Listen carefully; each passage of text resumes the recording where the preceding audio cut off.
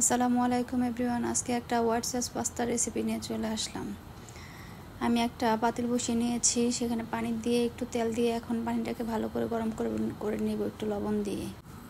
এই তো আমার হাতে পাস্তার প্যাকেটটা, আমি পাঁচমিশালি পাস্তা দিয়েছি। আপনারা ইচ্ছা করলে এক রকমের পাস্তা দিয়েও রান্না করতে পারেন। এই তো আমি পাস্তাটা ঢেলে দিলাম এখন সিদ্ধ হওয়ার জন্য।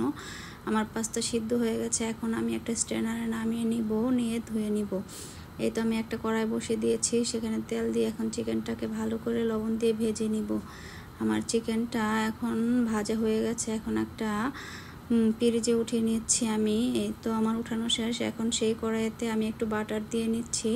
বাটারটা ভালো করে গলিয়ে নিব। এখন আমি গলানো শেষ, এখন আমি একটু ময়দা দিয়ে ভালো করে ময়দাটাকে ভেজে নিব। এই তো আমার ভাজা হয়ে গেছে, এখন এর মধ্যে আমি একটু লিকুইড দুধ মিলিয়ে নিব। এই তো আমার মেলানো শেষ, এখন ময়দাটাকে ভালো করে গুলিয়ে নিচ্ছি। এখন পাস্তাটা ঢেলে দিলাম, দিয়ে একটু ভালো করে নেড়ে চেড়ে নিব। এই তো এখন চিকেনটাও দিয়ে দিলাম, সঙ্গে মিশিয়ে নিব ভালো করে। এই তো আমার মেশানো প্রায় শেষ, এখন আমি দিয়ে দিলাম গোলমরিচের গুঁড়া এবং চিলি ফ্লেক্স করে নিয়েছিলাম আমি আগে, এটা দিয়ে এখন আর একটু নেড়ে চেড়ে আমি মিশিয়ে নিব। এই তো আমার মেশানো হয়ে গেছে, এখন একটু সুগার দিয়ে দিব টেস্টের জন্য। এই তো আমি 2 চামচের চেয়ে একটু কম সুগার দিয়ে এখন আমি আরেকটু নেড়ে চেড়ে মিশিয়ে নিয়েছি। এই তো আমার পাস্তা রেডি হয়ে গেছে, দেখেন কতটা লোভনীয় হয়েছে।